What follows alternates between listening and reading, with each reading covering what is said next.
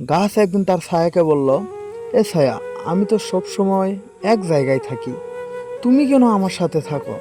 তুমি কি আমাকে ভালোবাসো? তুমি কি আমাকে জীবন ভরেই রাখতে চাও? তুমি কি জীবন ভরে আমার সাথেই থাকতে চাও?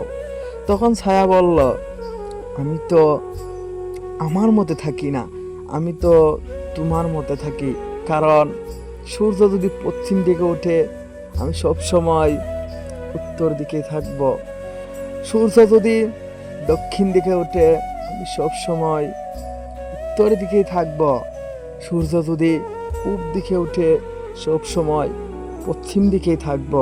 কখনো আমি তোমার আগে বাড়াবো না, কখনোই আমি তোমার সামনে যাব না। কারণ তোমারও তোমার জন্যই তো আমার থাকার জায়গা হয়েছে।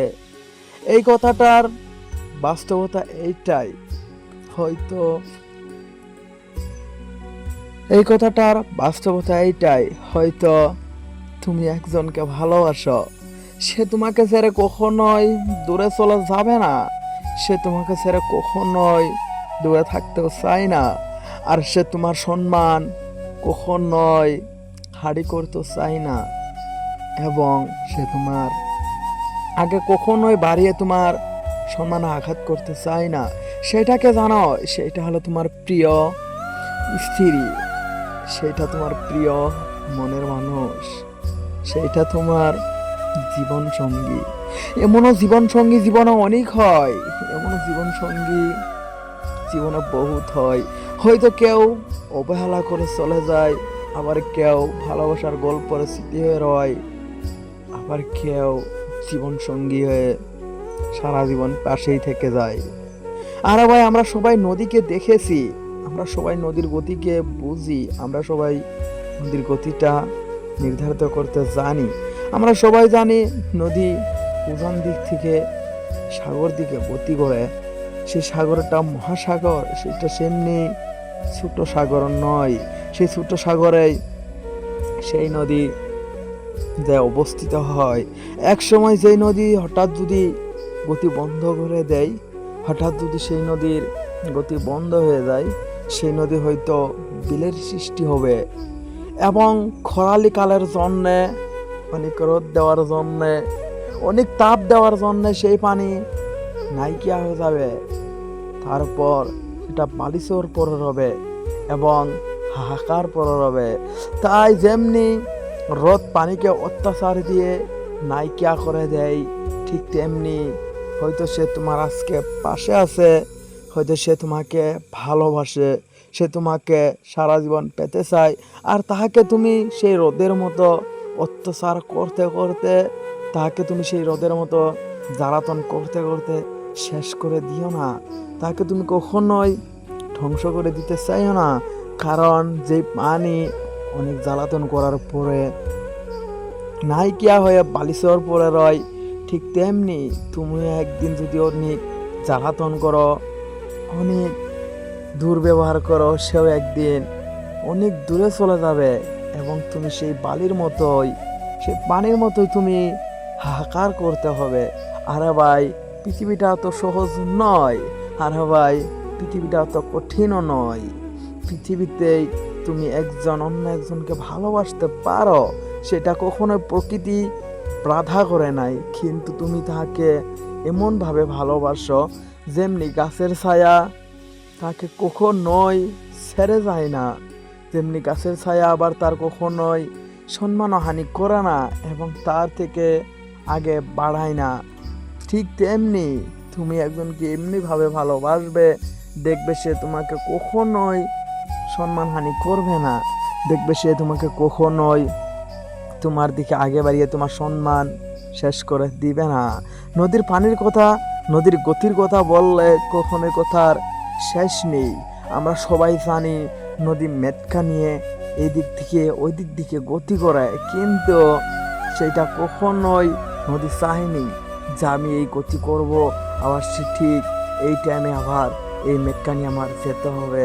তাই সে তোমাকে ভালোবেসে ভালোবাসা চলায়ে তেমনি নদী গতি করে।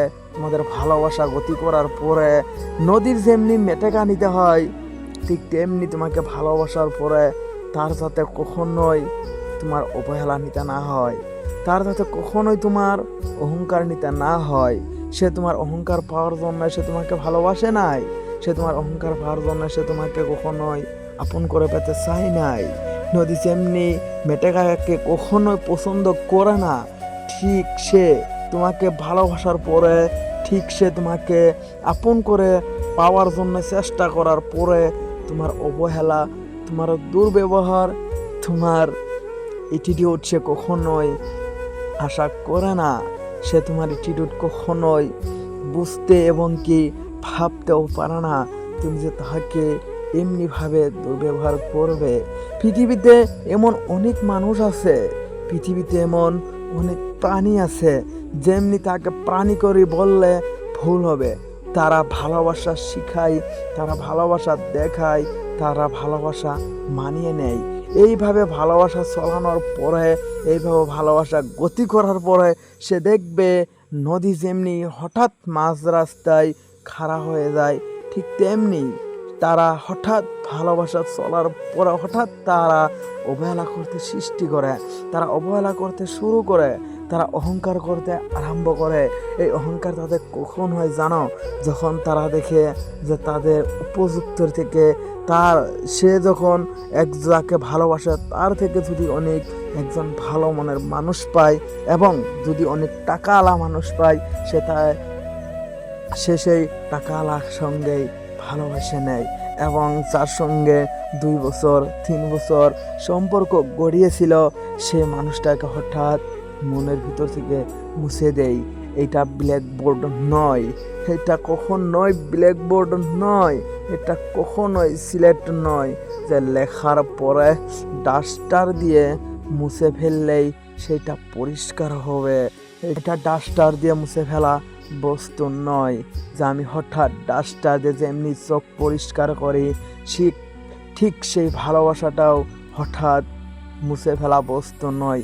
সেটা কখনোই বুকের ভিতর থেকে মুছে ফেলা যায় না। সেটা সারা জীবন তার মনের ভিতরে একটা আঘাতের সৃষ্টি করে রয়।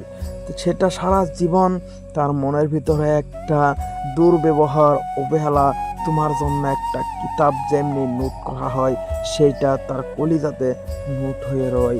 তুমি যখন তাহাকে অহংকার করতে শুরু করবে, তুমি যখন তাহাকে দুর্ব্যবহার করবে, তাদের কলিজাটা এমন হবে যে তোমাকে যতটুকু ভালোবাসে, যে তোমাকে নিজের জীবনের চেয়েও বেশি ভালোবাসে, সে মানুষটা যখন তাকে ইগনোর করবে, তাকে অবহেলা করবে, তাকে কঠোর ব্যবস্থার দ্বারা যেমনি অহংকার করবে, সে তো তখন ভেঙে পড়াটা স্বাভাবিক।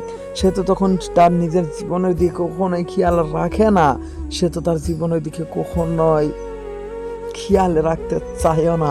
আরে ভাই, আমি তোমাকেই বলছি, আরে বোন, আমি তোমাকেও বলছি, তুমি যদি তাহাকে ভালোবাসতে না পারো, তার মনটা নিয়ে খেলা করার কোনো প্রয়োজন নেই। নদীও খেলা করে, আমরা সবাই জানি নদীও খেলা করে। নদী সেই টাইমে খেলা করে, দেখবেন নদীতে কিছু পানি ঘুরে ঘুরে ঘুরে আবার ভাটির দিকেই গতি করে।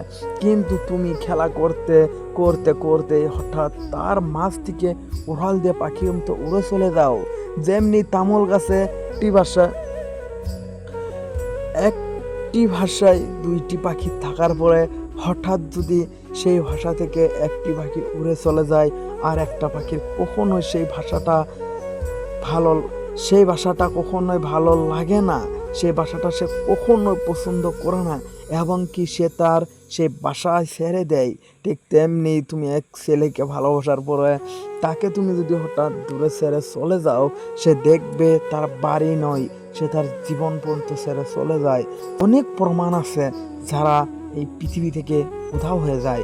এই ভিডিওটা যদি তোমার ভালো লাগে অবশ্যই সাবস্ক্রাইব এবং লাইক, কমেন্ট, শেয়ার করতে ভুলবেন না।